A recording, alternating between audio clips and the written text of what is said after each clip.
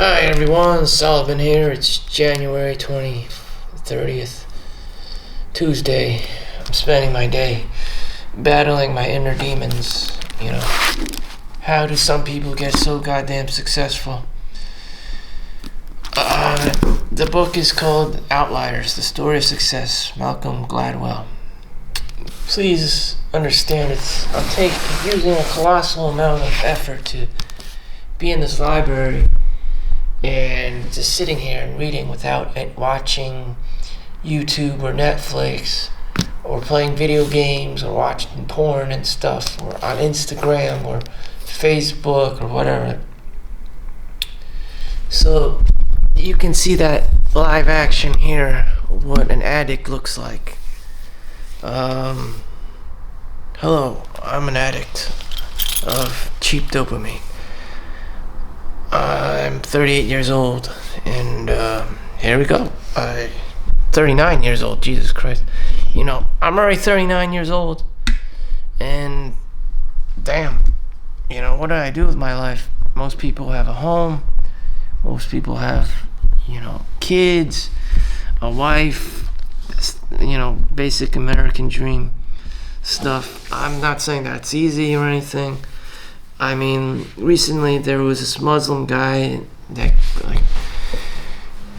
crashed through 9 people in Times Square during New Year's and almost killed a bunch of people. Now he's being charged for reckless driving and endangerment of human lives and stuff. I mean, lives are at stake if you so happen to have all these kids and a girlfriend or whatever, and she's just throwing you under the bus, because that's what women do. They test the guy, and anyone who says otherwise is living in a fantasy world.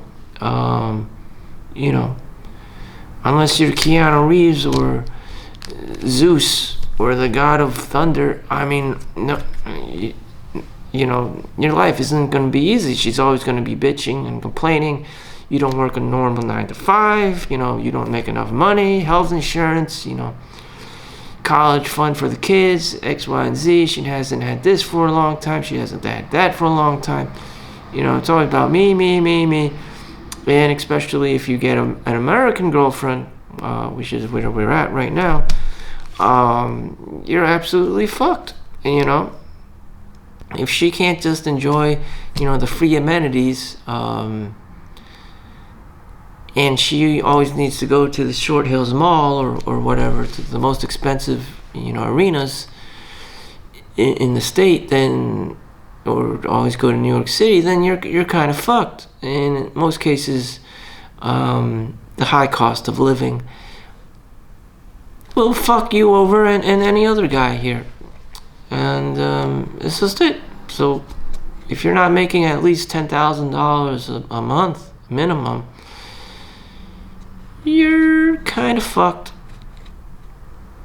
And that's what it is. Don't expect to be living such a grandeur life.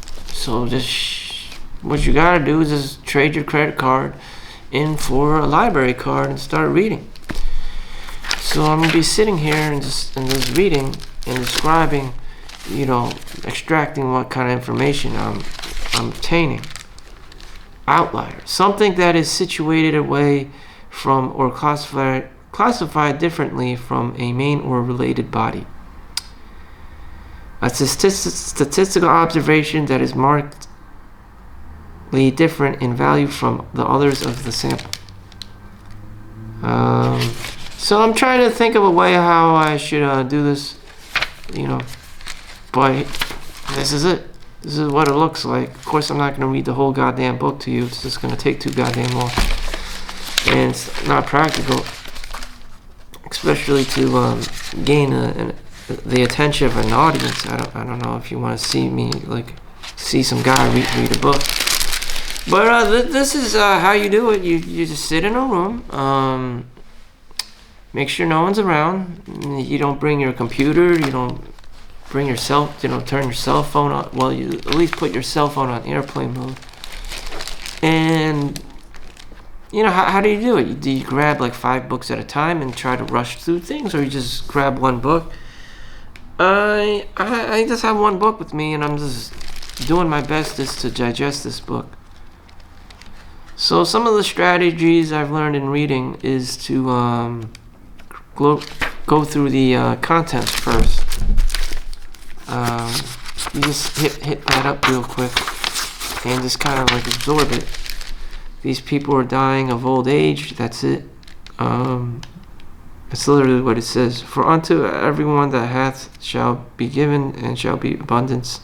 But from him that hath not shall be taken away, even that which he hath. So think in terms of abundance, not scarcity.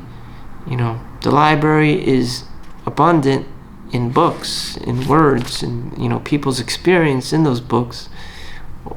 Or you could watch it on DVD or Blu-ray, or audio. The 10,000 hour rule. So we only average out, an average ass Momo only works 2,000 hours a year, which is like 40 hours a week. 10,000 hours is roughly 5 years. That's what 10,000 hours for an average ass Momo is. I mean, if you're a super Momo, that means 2.5 years. If you work 2,500 hours, that would mean that you are beating top countries like even like Mexico and China and Germany and Japan. Don't even average that kind of hours in working. So if you somehow do that 10,000 hours in 2.5 years or 3 years, then you're some kind of like super athlete, which more than likely you're not. That's just it is. Otherwise you'll be some kind of outlier. The trouble with geniuses, part 1. Knowledge of a boy's IQ is of little help if you are faced with a formula of clever boys. The trouble with geniuses, part 2. After protracted negotiations, it was agreed that Robert would be put on probation. The 3 lessons of Joe Flom. Mary got a quarter. Die like a man, like your brother did. The ethic theory of plane crashes. Captain, the weather radar has helped us a lot. Rice paddies and math tests. No one who can rise before dawn. 360 days a year. 360 days a year fails to make his family rich. Okay, there you go. I don't understand that by just reading that. This is about like Asian kids going to school 3 times as much as American kids. Like every other country, their kids go to school more than American kids. I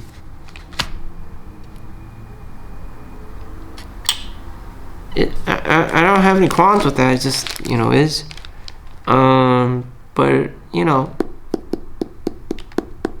that's what it is.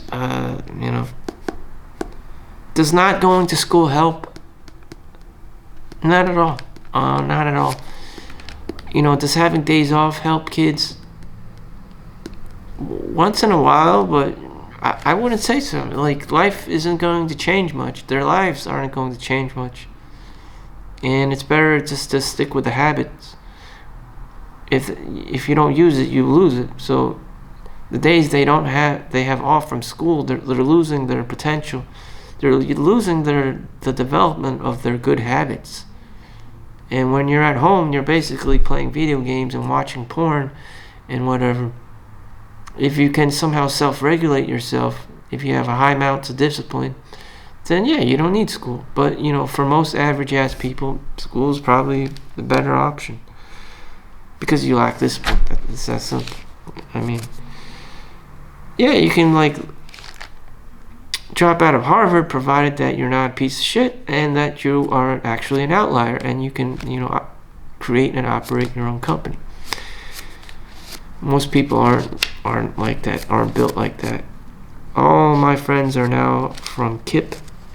That's an interesting one, KIP. If a progeny of young colored children is brought forth, these are emancipated. I don't know what the hell that means. So I'm going to go skip to page 250 to read about KIP. All my friends now are from KIP. KIP is a middle school. Classes are large. 1990s, an experimental public school called KIPP Academy. Fourth floor of Logariggs Junior High School, New York City. 1990s, okay. So that's about my time. 1960s, Main through Fair. These are not streets, but you'd happily walk down alone after dark. There are no entrance exams or admissions. Students are chosen by lottery, with any fourth grader living in the Bronx eligible to apply. Roughly half the students are African American, the rest are Hispanic. So blacks and Hispanic, the 3/4 of the children come from single parent homes. 90% qualify for free or reduced lunch, just like me. Federal government chips in so the children can eat properly at lunchtime. Back in the day, the government, before the internet, did care about kids and had things like reduced lunch. I know because I received reduced lunch.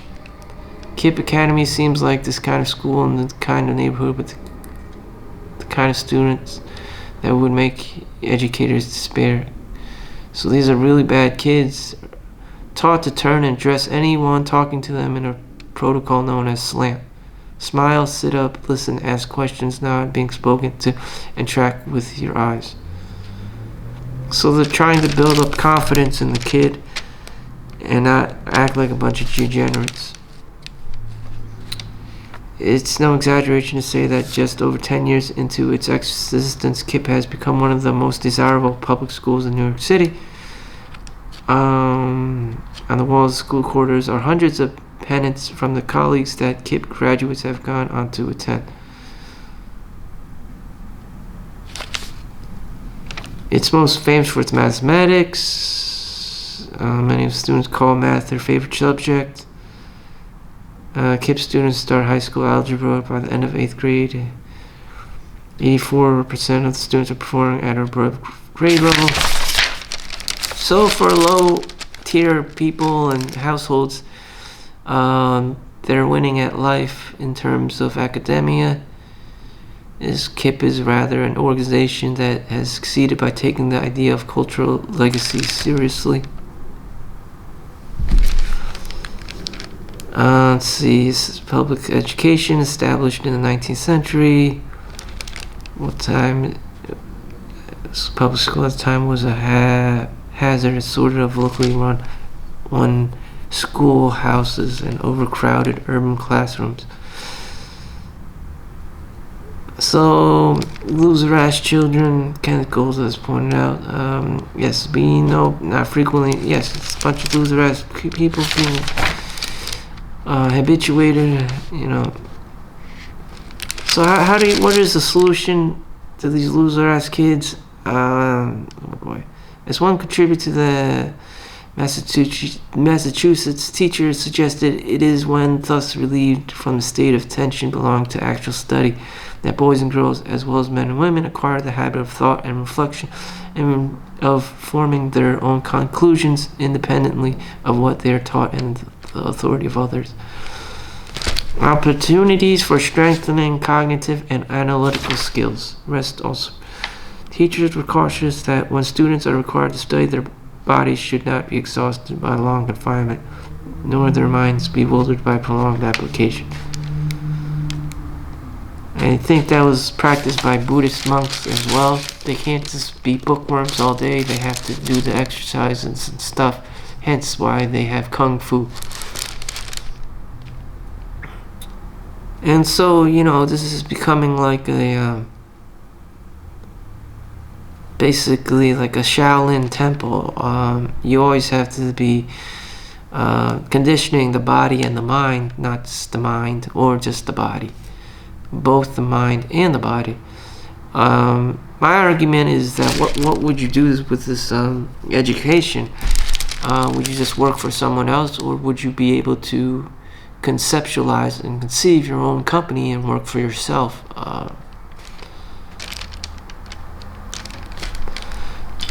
So we have to keep reading until we find out.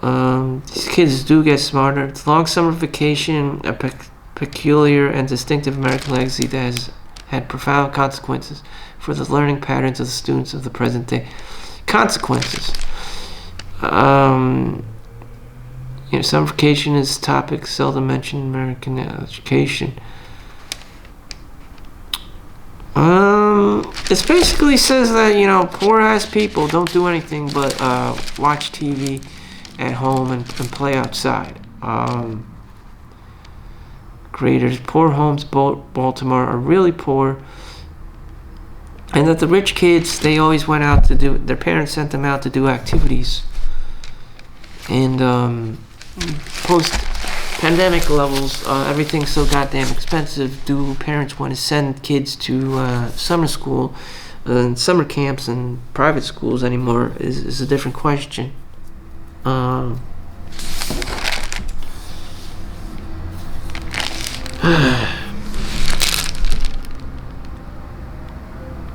We simply aren't doing a good enough job of teaching them the skills they need.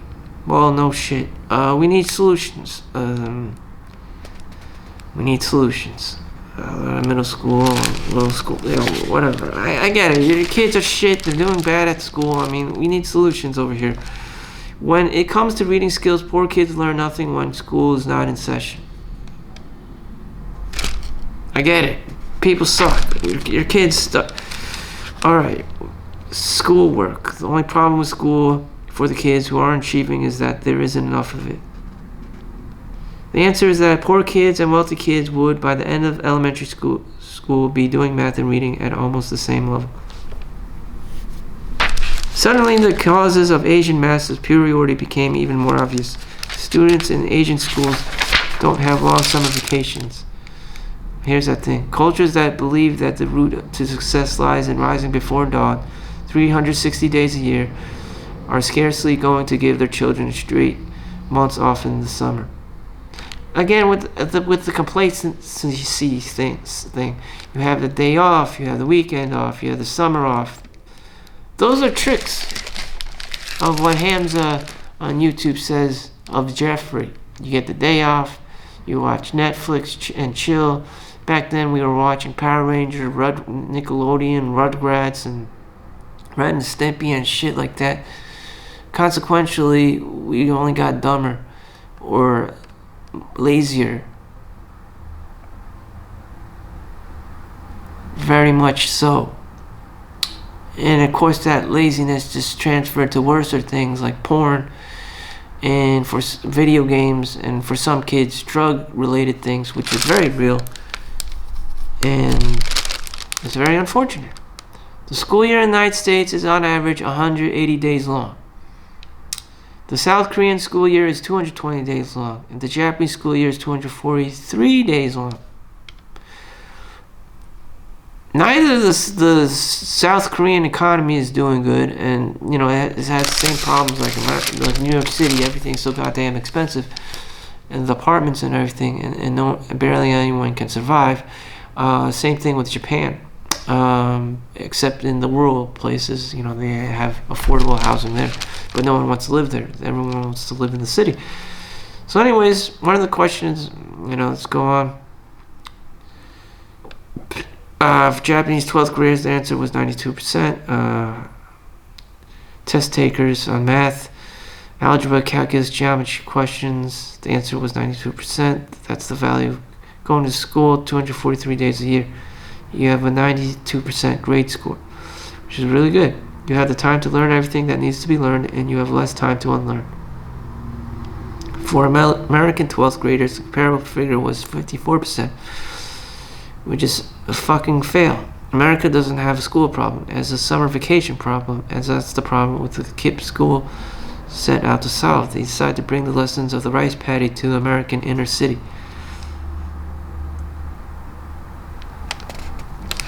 So, we have answered a fundamental question. What the fuck are you doing with your time off?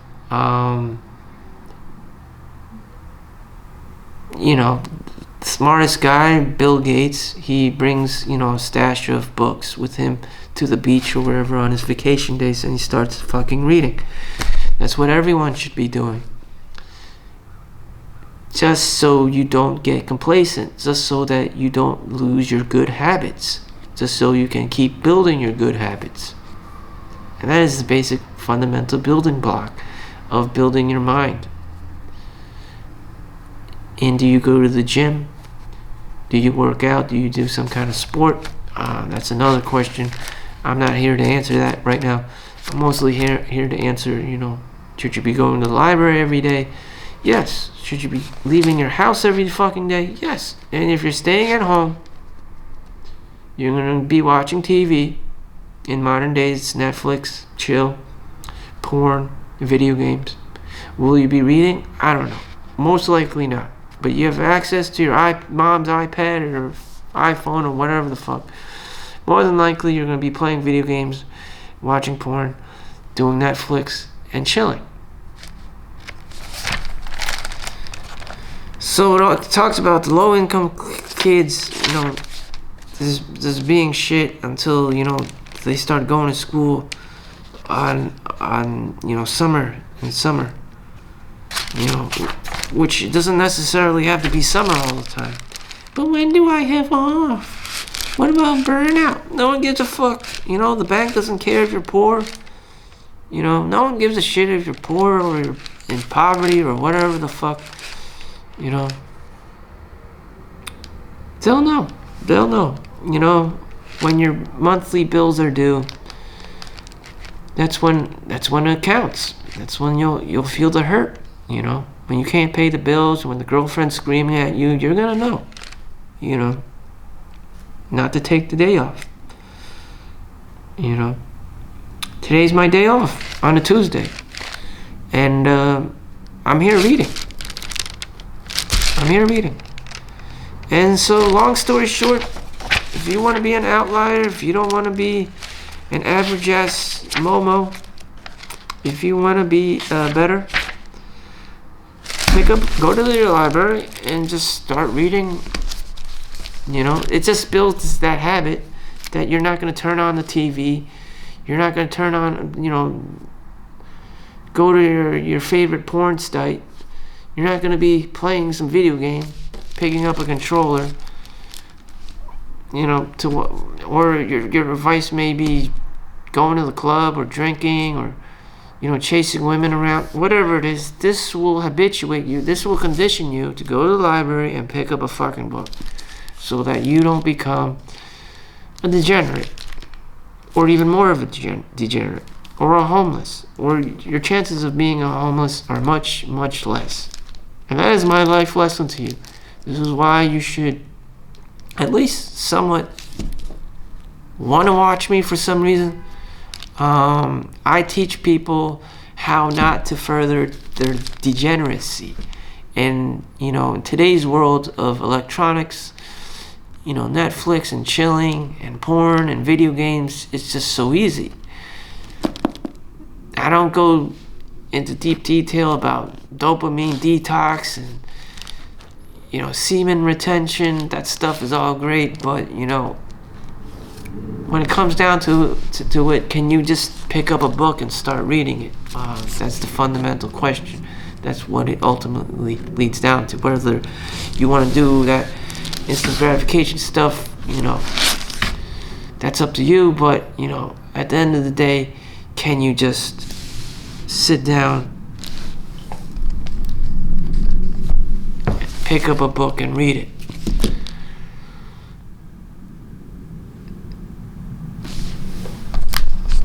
And this is always going to be a case in point.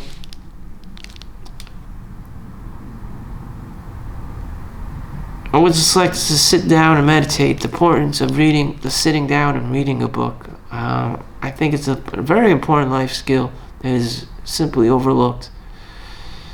And if I had to live, the next 5 years, what would I be doing? What would I be spending my money and time on? Other than chasing women, other than porn, other than drugs. My greatest vice is probably chasing women, or trying to gain social validation so that, ultimately women find me more attractive. That's probably my ultimate vice, social validation. Um, but I had to withstand the pressures of just not giving a fuck. You know, my goal is to buy a home, have my own apartment, have my own condo or whatever. You know, pay off my mortgage. You know, don't chase women. And, you know, and I need a skill. I need a skill that actually motherfucking works, that I could easily adapt to every a day to deploy. You know, instead of opening my computer, because that's just become too destructive for me. Usually I just open it and go on FinViz and look up stocks and bonds, mostly stocks, S&P 500. Even I found out that that's just, you don't always win in the S&P 500. You know, it just becomes another vice. It just becomes a tool of gambling. Maybe like a dividend high dividend investor, something that's like low risk, and you just keep building steadily the slow way over time. Again, with the S&P 500 thing, sometimes it's just downright gambling. I mean, it's like, it doesn't work all the time. Some days you win, sometimes you win. But, you know, maybe I should just be a dividend investor just so I could build the habit of just practicing, like, drip. You know, every bi-weekly paycheck, some of your income, percentage of your income goes to that stock or ETF in question that has higher paying dividends. Because dividend companies are normally more mature and they don't fluctuate in prices. You're not gambling, you know. They're steady companies. Right now, a lot of the tech companies, Google, Apple, Amazon, you know, Blizzard, you know, Microsoft, NVIDIA, they're all dropping like flies. They're dropping employees like flies. You know, that growth potential is becoming oversaturated. You know, inflation, just that baseline of happiness is cutting off. You know, everything's just, the mood is stabilizing. So we're facing like a bear market with just like a steadiness of nothing. Like the S&P 500 companies will only grant you like 8 or 10%, whereas before it was like 30%, 20%. You know, people were getting high off of this shit. You know, people were getting high off of Bitcoin. And then, you know, dopamine increases. What comes up must come down. Men rise and fall. Men rise and fall. And with the dividend investing thing, you only go up. Just like savings in a bank. It's slower, 5% APY, one of the highest rates, or a money market fund. And no, it's not super growth, but if you have super amounts of money in it, $1 million, you know, and it's at 5%, you know, that's a lot of money. I believe it's like $300,000. You'll be making $20,000 a year, which is the equivalent of a minimum wage job. So you could live off the salary of a minimum wage person and not work if you have to put around $300,000 in the bank. So I made $120,000 in a year. By the year 2, I would have $140,000, and by year 3, well over $300,000 in theory, provided that I didn't do anything fucking stupid with the money. Most people will go gung-ho stupid with the money. Again, you have to pick up books, you have to read, you have to use your time wisely. You know, and these time frames like flash by like real quick. If you aren't accountable for, you know, like years of my life was spent playing video games, watching porn, and you know, I don't want to admit it, but you know, how the hell am I 39 years old? I don't know. I just don't fucking know. I look like I'm like 25, 28 maybe. How the fuck am I 39? How the fuck am I 40 years old already? I don't know. So, you know, I would like to spend my time and know for a fact that I went to the library, you know, on my days off, on my free time, and studied up and made sure I was well equipped as to how to operate and behave in the current market, in the current you know, situation of things. I mean, they've got 2 world wars going on. Ukraine, Russia, Palestine, Israel. Then we got the migrant crisis in New York City. Then we got rising like luxury apartment prices. You got $3,000 minimum rent, $3,000 minimum rent. Okay, how the fuck do you do that? So that's my spiel. Thank you for watching. Make sure you like and subscribe. This has been Chau. Peace out.